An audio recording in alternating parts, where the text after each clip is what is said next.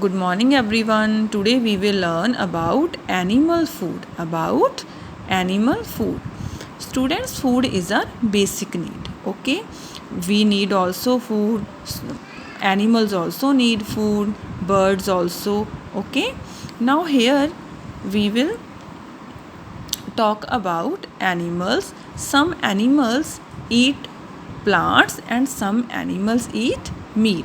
Firstly, we will talk about them. Those animals eat plants. Okay, students. Now see cow, goat, horse, giraffe, rabbit, deer, elephant, zebra, and sheep. These animals eat plants. Okay, this is the food of animals, plants. They eat plants.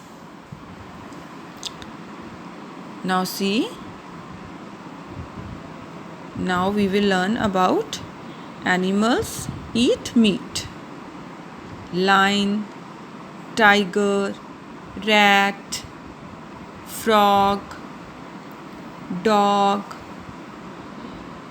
bear, fox, crocodile, snake, and cat. These animals eat meat. Okay, students?